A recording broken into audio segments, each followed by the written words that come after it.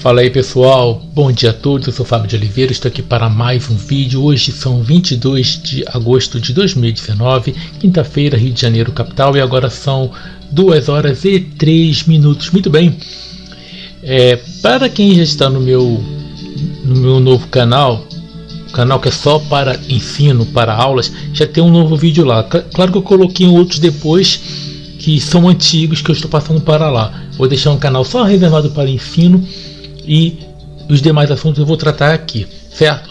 Muito bem, gente. Bom, estamos em agosto ainda, não é aniversário do diabo, como diz aquela maluca daquela apóstola Sol, e também nem vou falar disso também não, mas eu quero falar hoje sobre plágios, tá? Esse é o quadro Plágios e Mais Plágios, e nós estamos falando hoje, ou melhor, estarei falando sobre a Trindade. Se as pessoas pensam que a Trindade é algo exclusivamente cristão ou que foi revelação do espírito pombo, não foi inspirado, não foi revelação, não foi original, foi um plágio mal feito. Muito bem, o que aconteceu? Eu estava preparando aqui e são vários sites. Eu sei que a obra é imensa, várias obras, são várias obras sobre a Trindade, e quando eu me deparei com isso aqui, com esse site aqui, poupou o trabalho de ter que montar os slides, ter que pegar cada parte e montar um estudo, tá? Então o que eu fiz? Vou pegar esse site aqui, é um site religioso, para depois, quando chegarem aquelas antas aqui, sabe, aquele pessoal que só sabe ficar relinchando nos comentários, que não estudam a própria religião, dizer, isso é invenção, pegaram isso em site de ateu. Não é em site de ateu, é um site religioso, mostrando que muitos religiosos conhecem sim a verdade, conhecem o que está por trás disso aqui, tá? Então não é pessoas que não creem, são pessoas que quem escreveu, quem reuniu esse site aqui, nesse site que eu vou mostrar, simplesmente reuniu, pegou de um estudo sério, só isso, tá? Então vamos lá, gente. O site é esse aqui, ó. Tá vendo? A doutrina da Trindade. Vamos lá. Tá? Vou deixar ele na descrição para depois vocês lerem. Tá? Isso aqui me poupou o trabalho de ter que ficar reunindo slides. Vamos lá. Os cristãos da igreja primitiva ensinavam que Deus é uma Trindade? Ele pergunta aqui. De aproximadamente meados da morte do último discípulo até o fim do segundo século e depois de Cristo, surgiram eclesiásticos que são hoje conhecidos por apologistas. Escreveram para defender o cristianismo que eles conheciam das filosofias hostis prevalecentes no mundo romano daquela época. Sua obra apareceu perto do fim e depois do período dos escritos dos pais apostólicos. Justino Marte, Taciano, Atenágoras, Teófilo e Clemente de Alexandria estavam entre os apologistas que escreveram em grego. Tertuliano foi um apologista que escreveu em latim. Será que ensinava a Trindade? 3 pessoas coiguais, Pai, zumbi judeu e espírito pombo, uma mesma divindade? Cada pessoa um Deus verdadeiro, sem que haja contudo 3 deuses, mas apenas um Deus? Vamos lá. O filho é subordinado. O Dr. H.R. Bauer, não sei pronunciar isso aqui, então eu vou pronunciar conforme eu leio na minha língua mesmo. Em sua obra Short Story of the Early Church, breve história da primitiva igreja, comenta o objetivo principal do ensino dos apologistas. Justino, o Marte, ensinou que antes da criação do mundo, Deus estava sozinho e não existia nenhum filho. Olha só, esse aqui foi um dos pais da igreja. Justino Marte ensinou que antes da criação do mundo, Deus estava sozinho e não existia nenhum filho. Tá? Então mostrando que esse personagem é criado segundo a crença. Tá? Ele foi criado pelo pai Naka, tá? Que eles chamam de Deus Pai. Quando Deus desejou criar o mundo, gerou outro ser divino para criar o mundo para ele. Esse ser divino foi chamado Filho, porque nasceu. Foi chamado Logos, porque foi tomado da razão ou mente de Deus.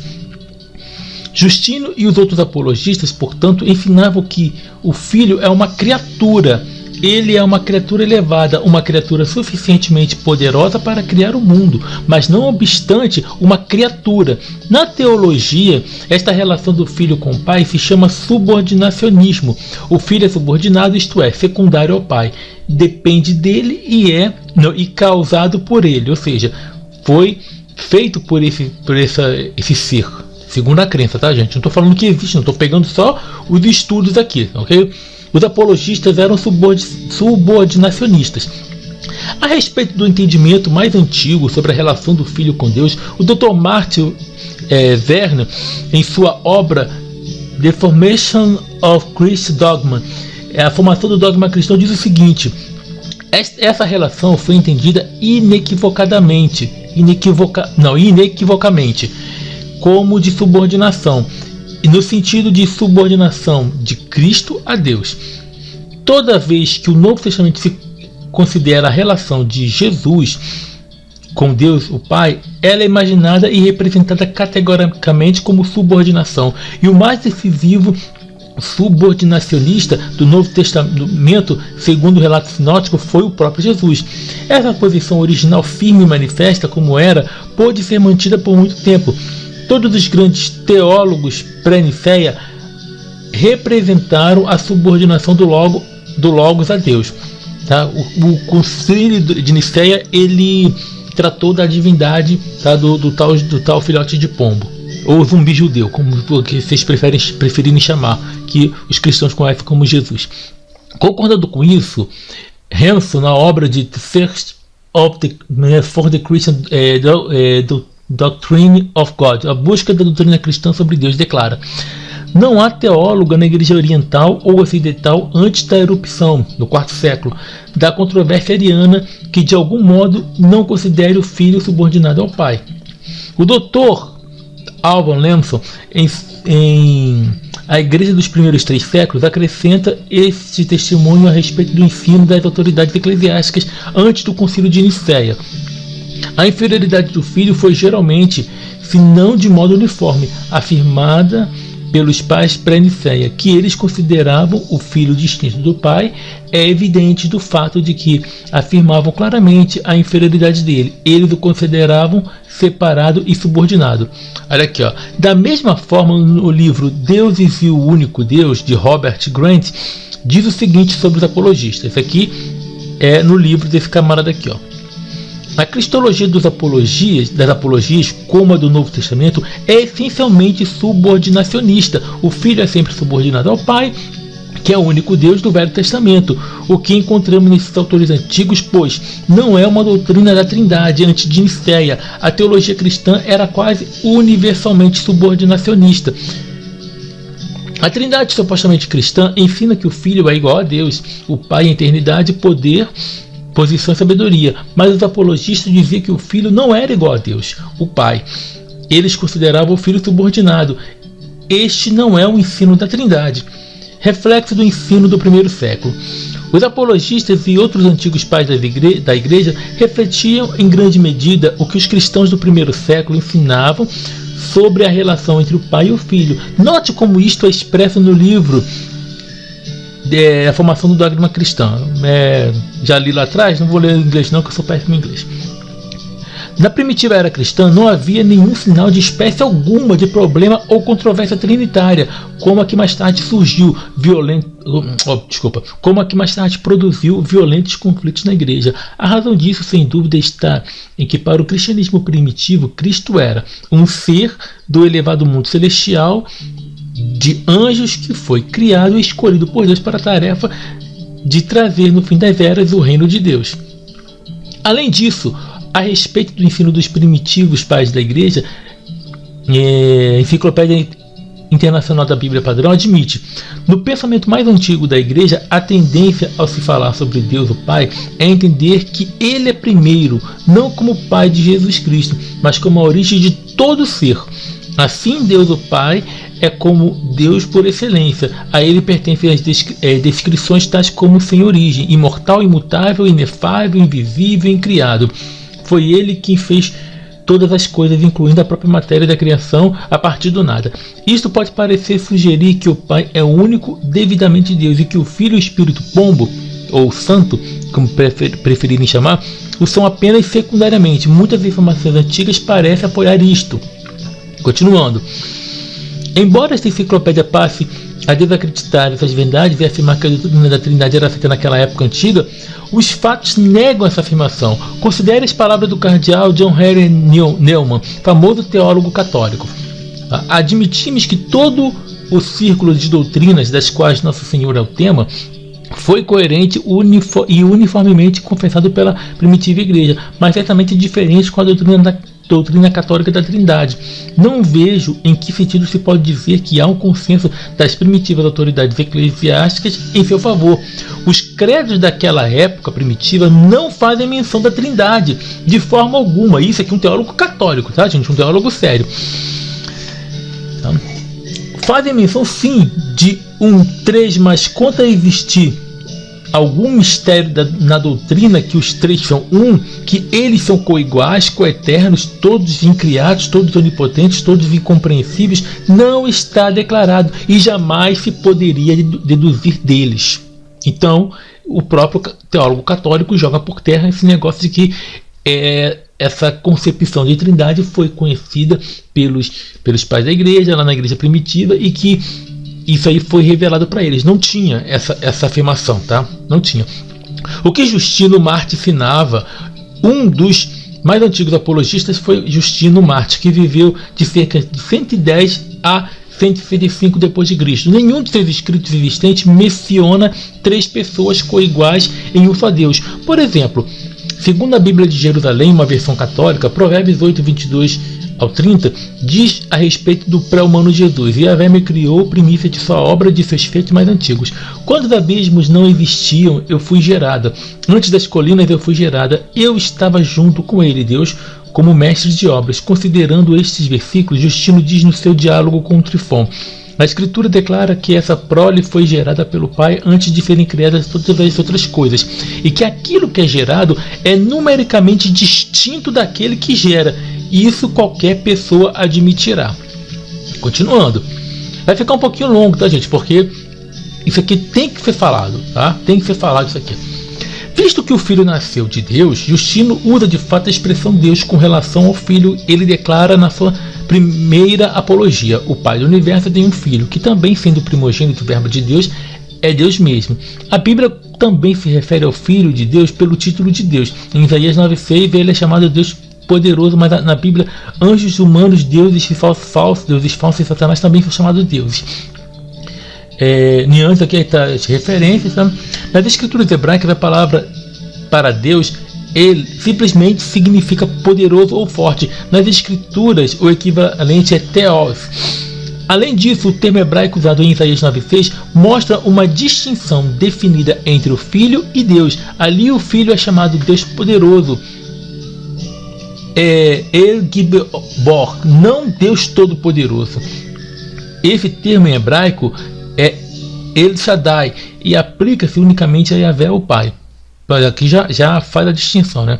Note, porém, que ao passo que Justino chama de Deus ao Filho, nunca diz que o Filho seja um de 3 pessoas iguais, sendo cada um deles Deus, mas formando os 3 apenas um Deus. Em vez disso, ele diz em seu diálogo com Trifon: outro Deus e Senhor, o pré-humano Jesus, sujeito ao Criador de todas as coisas, Deus Todo-Poderoso, que o Filho é chamado também de anjo, porque ele, o Filho, anuncia aos homens o que quer que o Criador de todas as coisas, acima de quem não há outro Deus, deseja que lhes anuncie. O Filho é distinto daquele que fez todas as coisas. Numericamente, quero dizer, não distinto na vontade.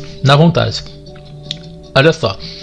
Há uma passagem interessante na primeira apologia de Justino, no capítulo 6, em que ele faz uma defesa contra a acusação da parte dos pagãos de que os cristãos são ateístas. Ele escreve: tanto ele, Deus, como o Filho, que se originou dele e nos ensinou estas coisas, e a hoste de outros anjos bons que o seguem e são feitos semelhantes a ele, e o Espírito profético veneramos e adoramos. Um tradutor desta passagem, Bernard Lowes, comenta: como se não bastasse que nesta enumeração os anjos sejam mencionados como seres honrados e adorados por cristãos, Justino não hesita em citar anjos antes de mencionar o Espírito Pombo, ou o Espírito Santo, né? Veja também ensaio sobre desenvolvimento da doutrina cristã. Assim, ao passo que Justino Marte parece ter se desviado da doutrina pura da Bíblia na questão sobre quem deve ser objeto de adoração por parte do cristão, ele claramente não considerava o Filho igual ao Pai, assim como os anjos não eram considerados iguais a ele. A respeito de Justino, citamos de novo a obra de Lenson. Olha só, The Church of First Three Centuries, que é o nome da obra aqui. Justino considerava o Filho distinto de Deus e inferior a ele, distinto, não no sentido moderno, como se formasse uma das três hipóstases ou pessoas, mas distinto na essência e na natureza, com subsistência real, substancial, distinta de Deus, de quem ele derivou todos os seus poderes e títulos, constituído debaixo dele e sujeito à vontade dele em todas as coisas. O Pai é supremo, o Filho é subordinado, o Pai é a fonte do poder, o Filho o recipiente. O Pai origina, o Filho, como seu ministro ou instrumento, o executa. Eles são dois em número, mas concordam ou são um na vontade. A vontade do Pai sempre prevalece sobre a do Filho. É bom deixar isso aqui claro, tá? O que Justino Marte considerava desse Jesus é que ele era subordinado, que ele executava a obra, a vontade se originava no Pai e era executada no Filho. Aqui também, continuando. Além disso, em parte alguma diz Justino que o Espírito Pombo seja uma pessoa igual ao Pai e ao Filho. Portanto, em nenhum sentido se pode dizer honestamente que Justino ensinava a Trindade, conforme é ensinado atualmente nas igrejas que se dizem cristãs. O que Clemente ensinava? Clemente de Alexandria também chama o Filho de Deus. Ele até mesmo chama de Criador, um termo nunca usado na Bíblia com referência a Jesus. Queria ele dizer que o Filho era igual em todos os sentidos ao Todo-Poderoso Criador? Não. Clemente referia-se evidentemente a João 1,3, onde diz a respeito do Filho: todas as coisas vieram à existência por intermédio dele. Deus usou o Filho como agente nas suas obras criativas. Aqui está a referência de Colossenses 1, versículo 15 a 17. Clemente chama o Supremo Deus de o Deus e Pai de nosso Senhor Jesus. E diz que o Senhor é o Filho do Criador. Ele diz também: o Deus de todos é apenas um Criador bom e justo, e o Filho está no Pai. Portanto, ele escreveu que o Filho tem um Deus acima dele. Clemente fala a respeito de Deus como o primeiro e único provedor da vida eterna, que o Filho que a recebeu dele, Deus nos dá. O doador da vida eterna é claramente superior àquele, por assim dizer, é o transmissor. Assim, Clemente diz que Deus é o primeiro e o mais elevado. Além do mais, ele diz que o Filho está mais próximo daquele que é unicamente todo-poderoso e que o Filho pede todas as coisas em harmonia com a vontade do Pai. Vez após vez, Clemente mostra a supremacia do Deus Todo-Poderoso sobre o Filho. A respeito de Clemente de Alexandria, lemos o seguinte: poderíamos citar numerosas passagens de Clemente em que a inferioridade do Filho é distintamente afirmada. Ficamos espantados de que qualquer pessoa que leia Clemente com atenção normal possa imaginar por um único instante que ele considerasse o Filho numericamente idêntico, um com o Pai. Sua natureza dependente e inferior, conforme se parece a nós, é reconhecido em toda parte. Clemente acreditava que Deus e o Filho eram numericamente distintos, em outras palavras, dois seres, um supremo, o outro subordinado. Além disso, pode-se dizer de novo, mesmo que às vezes Clemente pareça ir além daquilo que a Bíblia diz a respeito de Jesus, em parte alguma fala de uma trindade composta de três pessoas iguais em um só Deus.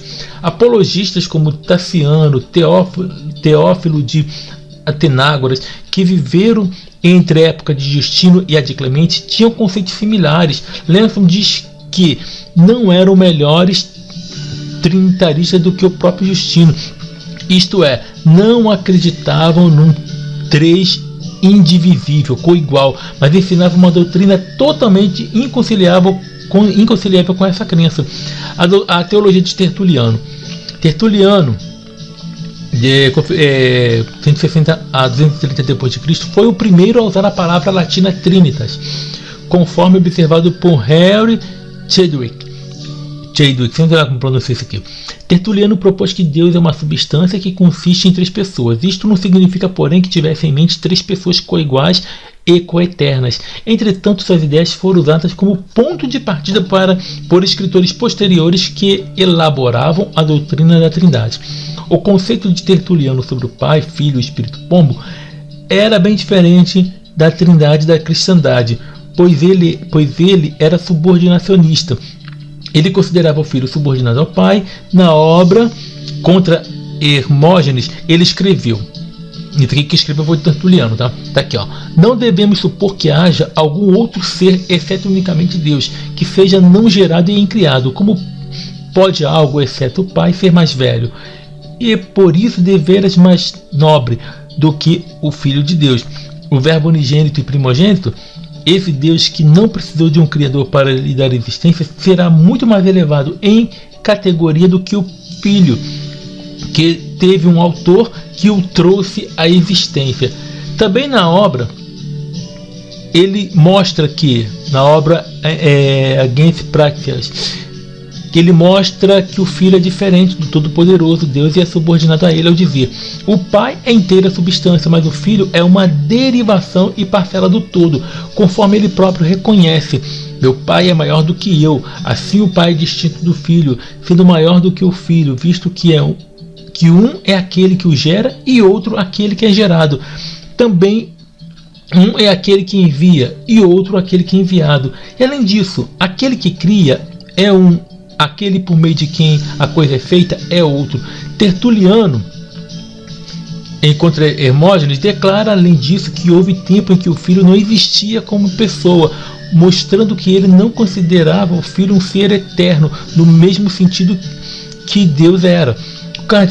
O cardeal Neumann diz: Tertuliano deve ser considerado heterodoxo, crente em doutrinas não ortodoxas, na doutrina sobre a geração eterna de Nosso Senhor. A respeito de Tertuliano, Lenson declara: essa razão, ou o Logos, como foi chamado pelos gregos, foi mais tarde, segundo acreditava Tertuliano, mudado para o Verbo, o Filho, isto é, um ser real, tendo existido desde a eternidade apenas como um atributo do Pai. Tertuliano atribuiu a ele, porém, uma categoria subordinada ao Pai. A julgar por qualquer explicitação geralmente aceita da Trindade da atualidade, seria inútil tentar salvar Tertuliano da condenação como herege. Ele não suportaria o teste nem sequer um momento. Não há Trindade. Bom, se lesse todas as palavras dos apologistas, descobriria que, embora se tenham desviado em alguns pontos dos ensinos da Bíblia, nenhum deles ensinava que o Pai, o Filho e o Espírito Santo eram coiguais em eternidade, poder, posição e sabedoria. O mesmo se dá também com respeito a outros escritores do segundo e terceiro séculos, tais como Irineu, Hipólito, Orígenes, Cipriano e Novaciano. Embora alguns tenham igualado o Pai e o Filho em certos respeitos, em outros eles consideravam o Filho subordinado a Deus, o Pai. Nenhum deles sequer especulou que o Espírito Santo fosse igual ao Pai e ao Filho. Por exemplo, Orígenes declara que o Filho de Deus é o primogênito de toda a criação e que as Escrituras conhecem a ele como a mais antiga das obras da criação. Melhor, que as obras de criação. Uma leitura objetiva dessas antigas autoridades eclesiásticas mostra que a doutrina da Trindade, ensinada atualmente pelos líderes das igrejas que se fizeram cristãs, não existia no seu tempo, conforme diz a obra. A moderna doutrina popular da Trindade não deriva apoio da linguagem de Justino, e esta observação pode ser estendida a todos os pais pré-nicéia, isto é, a todos os escritores cristãos durante 3 séculos após o nascimento de Cristo. É verdade que falam do Pai, do Filho e do Espírito profético ou santo, mas não como coiguais, não como uma só essência numérica, não como 3 em 1, sentidos hoje aceitos pelos trinitaristas. O diametralmente oposto é a realidade. A doutrina da Trindade, segundo explicada por esses pais, era essencialmente diferente da doutrina moderna. Isto afirmamos como fato tão irrefutável como qualquer fato da história das opiniões humanas. Na realidade, antes de Tertuliano, a Trindade nem sequer era mencionada. E a Trindade heterodoxa de Tertuliano era muito diferente daquilo que se crê hoje. Como então se desenvolveu a doutrina da Trindade, segundo se entende hoje, foi no Concílio Nicéia 325 DC. 25 aqui tem uma pergunta no final. E aqui estão as referências, tá, gente? Quem fez aqui não fez à toa, não, tá? Eu ia pegar um montão de coisa e ia colocar aqui, mas olha só. Eu sei que demorou, vai demorar mais um pouquinho ainda, tá? Eu tive que falar isso aqui porque para mostrar como é que foi feita essa doutrina. Primeiro, não existia. Tá? No Concílio de Nicéia, eles trataram sobre a divindade de Cristo. O credo niceno foi formado, mas ainda não tinha questão da Trindade. A Trindade foi feita mais à frente, tá?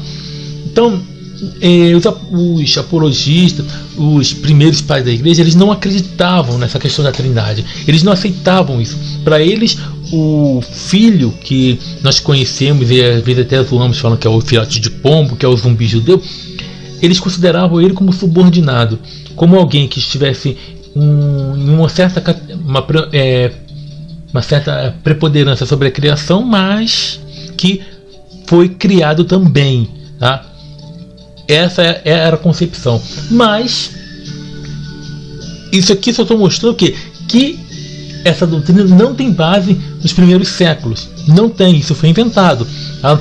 Mas de onde surgiu isso, gente? De onde é que surgiu isso? Então vamos ver aqui, eu quero colocar aqui na tela para vocês, tá? Olha só. Tudo isso para chegar aqui, gente. Muitos que acreditam na Trindade ficam surpresos, talvez chocados, ao saber que a ideia de seres divinos existentes como trindades ou tríades vem diante do cristianismo. No entanto, como veremos, a evidência é abundantemente documentada.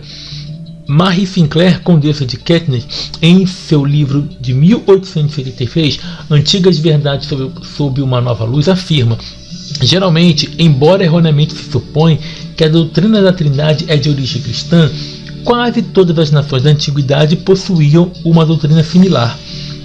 O antigo teólogo católico São Jerônimo atesta de forma inequívoca: todas as nações antigas acreditavam na Trindade. Então aqui, ó, observe como os trechos dos documentos a seguir citam a crença em uma trindade divina em muitas regiões e religiões do mundo antigo. Olha aqui na Suméria, ó. O universo foi dividido em 3 regiões, cada uma das quais tornou-se o domínio de um deus. Anu regia o céu, a terra foi dada a Enlil e Ea se tornou o governante das águas. Juntos eles constituem a tríade dos grandes deuses. Tá? Isso está na Enciclopédia Larousse de Mitologia. Babilônia, olha aqui, ó. Os antigos babilônios reconheceram a doutrina de uma trindade, ou 3 pessoas em um Deus, como aparece em um Deus composto de 3 cabeças que fazem parte de sua mitologia, e o uso do triângulo equilátero também como emblema da trindade como unidade. Aqui está a mulher mística e as cidades das nações. Bom, gente, olha só. O que as pessoas afirmam? Que a Trindade é o quê? É um Deus em 3 pessoas. Bom, você teria que ter visto isso na própria Bíblia. Eles dizem que a Trindade está no Antigo Testamento. Não está, porque você não vê essa declaração ali.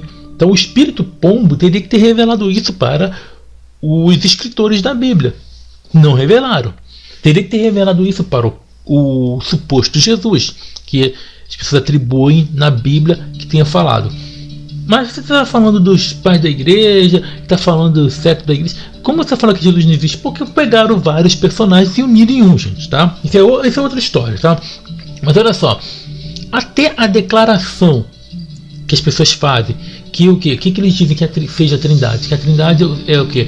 É um Deus, são 3 pessoas em um Deus. Isso os babilônios já acreditavam. Plágio, gente. Plágio total, tá? Eu já li, depois deixar o site que eu li na descrição, E aqui eu encerro mostrando que isso surgiu, essa questão, não só na Babilônia, tem mais, que eu não vou ler mais aqui não. Tem na Índia e outras religiões também, você vai ver, em outras regiões e religiões, nós vamos ver trindades no Egito. E essa questão, você fala, não, mas lá não é trindade, porque os apologegues hoje falam o seguinte, não, ali não é trindade, são 3 deuses diferentes do nosso eterno, coisa nenhuma, né? Porque eles dizem que são 3 pessoas distintas em uma única divindade. Aí dizem que isso é único do cristianismo, que isso aí é um Deus único. Só que isso aí é um plágio, porque na Babilônia eles reconheciam o que? 3 pessoas em um Deus, tá? Isso está o que? No livro do Thomas Dennis Rock, A Mulher Mística e as Cidades das Nações. E outros também. Você pode procurar outras fontes que você vai encontrar isso também. Pesquise, tá? Então, gente, está aí. Plágio e mais plágio. No cristianismo, nada é original. Tudo é cópia. Como eu digo, como é que nós poderíamos descrever o cristianismo? É como piratear um CD pirata. É uma vergonha total. Então, gente, desculpa pelo tempo, foi necessário, tá? Então, um grande abraço a todos, até a próxima. Tchau, tchau.